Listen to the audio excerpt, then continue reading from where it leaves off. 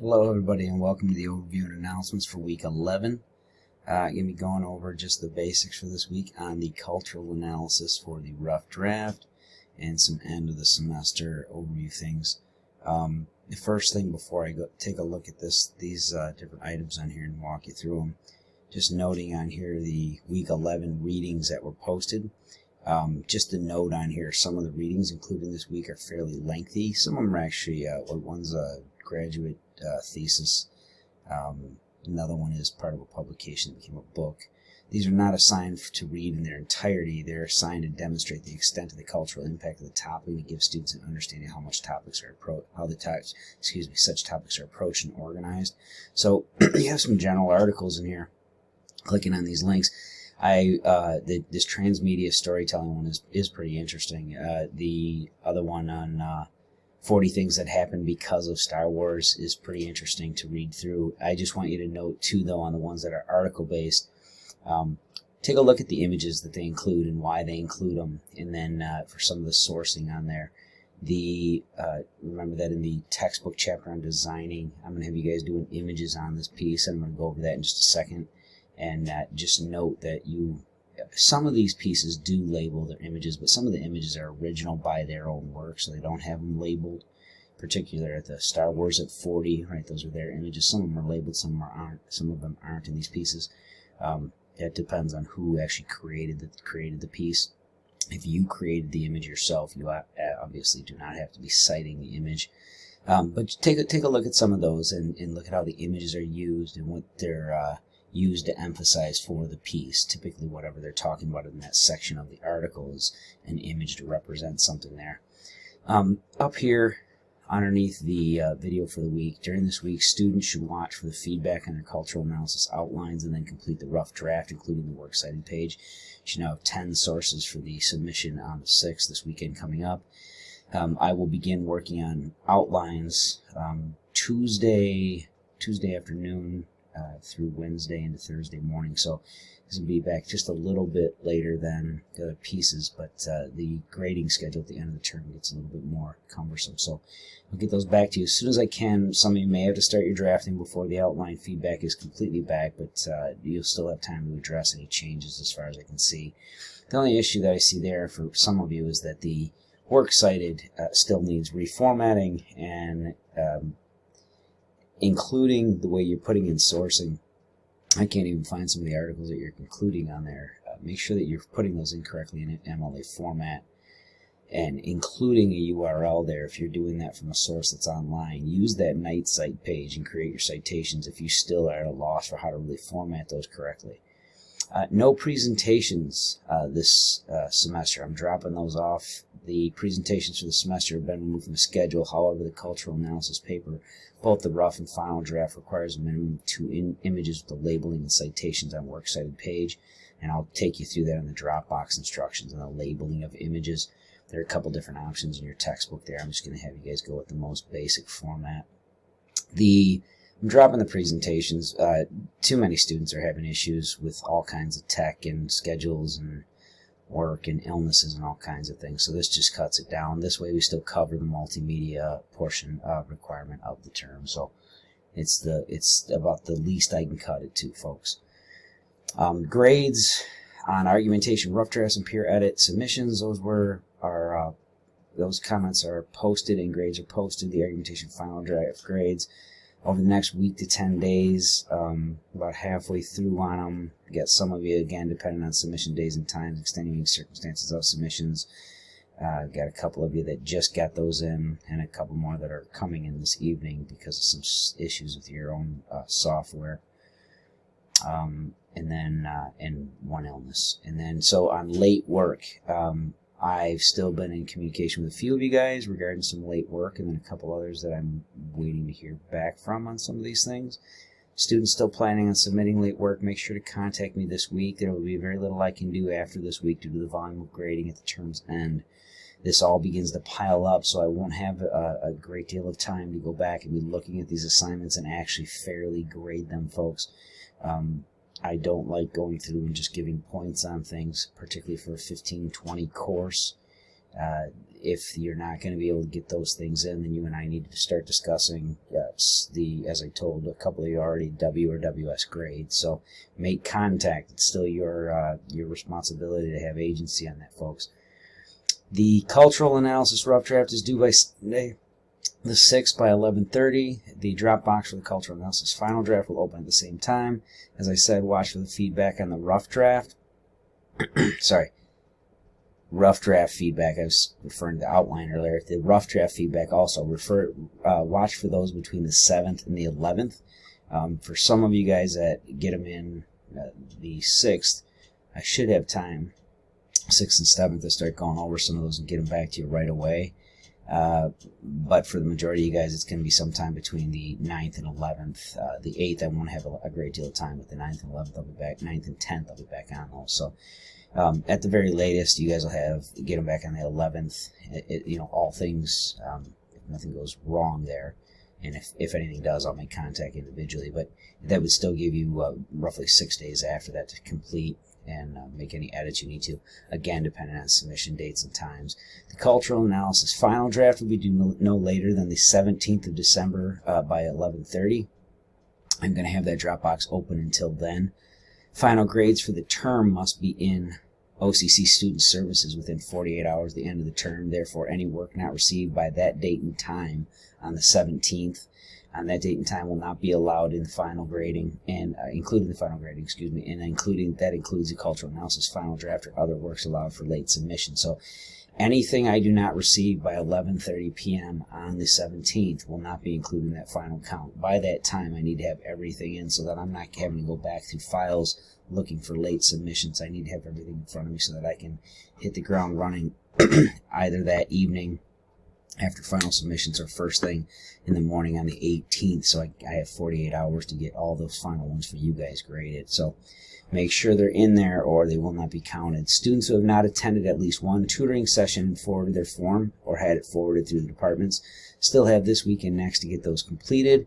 After that, it'll be a drop on participation, and then for cultural analysis, students should still apply all the MLA formatting that's been on there from before too.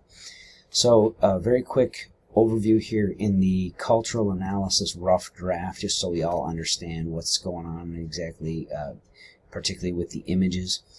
In the rough draft of at least 3 pages, minus the heading and images, include at least 3 paragraphs, the intro, body 1, and body 2, as long as it reaches 3 pages, right? Including a works cited page of at least 10 sources. Works cited page does not count as part of the 3-page minimum either. Include 2 to 4 direct quotes and at least 2 images in the draft. The intro paragraph, the formation of the intro should still follow the general to specific framing. The Your Topic section of the intro should include enough information for the reader to understand the topic, its historical and contemporary context, as well as its relevance as a cultural phenomenon. The intro must end in a thesis statement claim that introduces the topic's cultural impact. Example thesis statement. The cultural impact of Star Wars can be seen in the long-standing dedication of the fan base, the expansion of the world of Star Wars and its characters in print, and the ever-expanding world of the Star Wars franchise into sequels, prequels, toys, television shows, cartoons, theme parks, etc. Note the explicit thesis statement here indicates 3 body paragraphs. The topic sentences and topics and topic sentences of these paragraphs would be as follows. Body 1, the long-standing fan base, named first, right, in the thesis statement. The expansion of the cinematic world in print as the second thing mentioned here. And then the third thing, the ever-expanding world of Star Wars franchise, the final thing that was mentioned in the thesis statement. So make sure you follow that example in terms of forming your own. Each one of those indicates a very distinct cultural impact that the body paragraphs would unpack, right?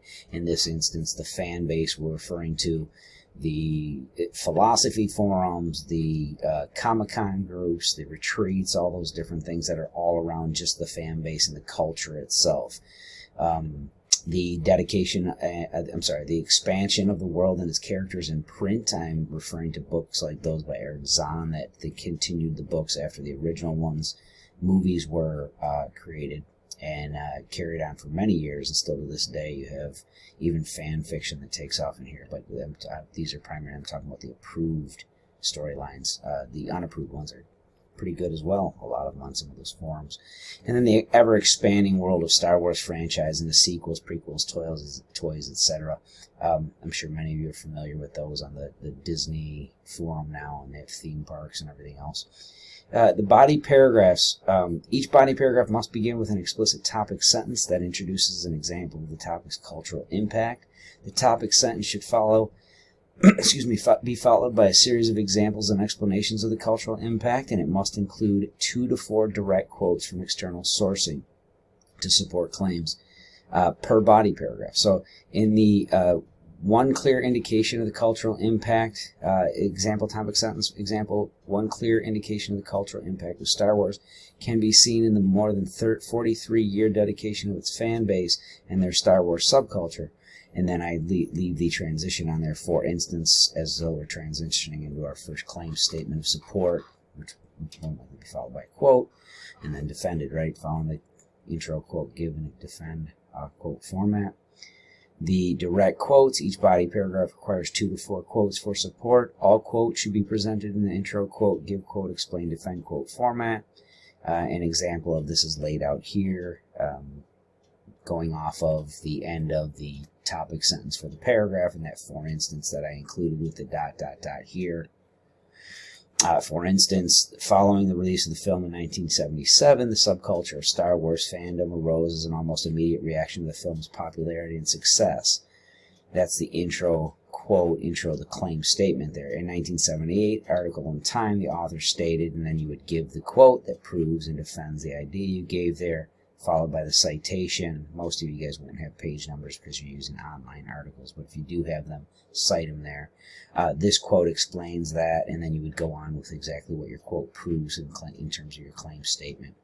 No block quotes, 4 lines or more unless approved by the instructor. If I see a very lengthy, rough draft and you don't have any problem meeting page length requirements and things from the final draft of the term, there's a possibility I'd approve some block quotes, but right now I don't want space being filled up by those.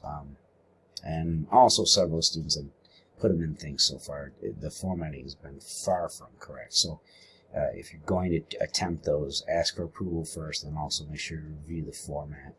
All direct quotes, summaries, and paraphrases must be followed by in-text citations that include the last name of the article's author, followed by the page number if the page number is available. And then images. We're not going to have the presentation, so we have images here.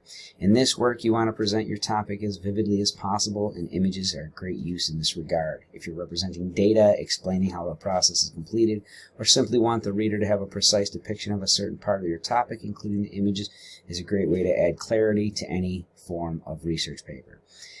Following citation guidelines, include at least 2 images in your draft that depict some aspect of your topic. These can be demonstrating points of the cultural impact, perhaps even a picture of the entire topic if it can be represented in a single image or 2. I'm not placing any limit on these at this time. Just make sure that you understand page limit is sans images, meaning without images, right?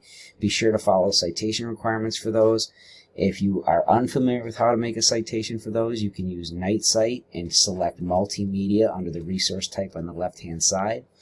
In your paper itself, include your labeling, the image name, and the credited creator, In the chapter on designing, there are a number of ways to do this. I'm just having you guys use the simple format of figure. So you can use figure or FIG period, but this is an example. If you had 2 different images and one on Star Wars, right under your first image, let's say you'd put in the little tab underneath, or just simply lined right underneath it, figure 1, the title of it, and then who it's by. Simply listed just like these, most basic format.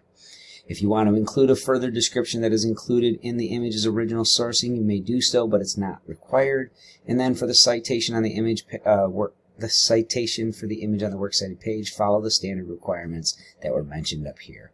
NightCite is a good one for that. The works cited page for the rough draft must include at least 10 sources. Images do not count as part of that 10. In addition to the 10 sources included in the citation, images included in the draft, and include all information necessary for the reader to locate all original sources. Basic requirements included again. If you have any questions, email me. So far, the topics are fantastic, and I liked reading what I saw in outline so far, and more than half of you, as they're depicted so far, I can't wait to read the drafts. Again, if you have questions, email me, and I look forward to seeing those.